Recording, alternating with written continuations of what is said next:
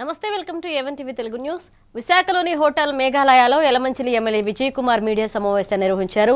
నిన్న జరిగిన పంచదారల వ్యవహారం, అక్కడి క్వారీల అంశంపై వైసీపీ నాయకుల తీరును ఆయన తీవ్రంగా విమర్శించారు. వాస్తవాలను వక్రీకరిస్తూ ప్రజలను తప్పుదోవ పట్టించే ప్రయత్నం చేస్తున్నారని ఆరోపించారు. క్వారీల నిర్వహణలో అన్ని నిబంధనలు పాటిస్తున్నామని, రాజకీయ ప్రయోజనాల కోసం అనవసర ఆరోపణలు చేయడం మానుకోవాలని వైసీపీ నేతలకు సూచించారు. మేము ఒప్పుకుంటాం. డైరెక్ట్ పైప్ లైన్ నుంచి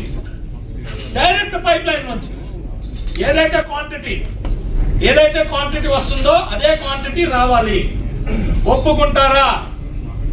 ఎక్కడి నుంచి వస్తుందో సోర్స్ కూడా తెలియని పరిస్థితుల్లో 2000 మీటర్లు 1900 మీటర్ల తర్వాత అక్కడ ఎక్స్కవేట్ చేస్తే ఇక్కడికి వచ్చిందంటారా?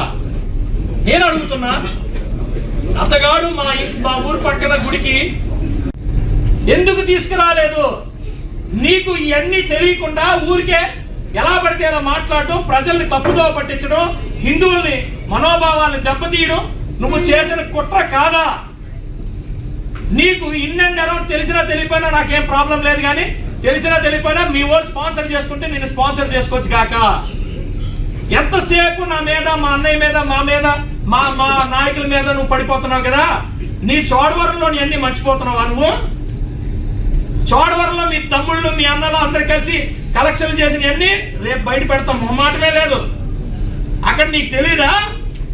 అక్కడ నువ్వు కలెక్ట్ చేసిన ఈ క్వారీల్లో కలెక్ట్ చేసిన డబ్బులు అందరూ మర్చిపోయారు అనుకుంటున్నావా? తస్మాత్ జాగ్రత్త. నువ్వు సజెషన్ ఇయ్యు, మేము రెస్పెక్ట్ ఇస్తాం. 100% ఈ కొండ మీద ఎక్స్కవేషన్ చేయకూడదన్న మొదటి వ్యక్తి సుందర్ విజయ్ కుమార్. రాసుకో.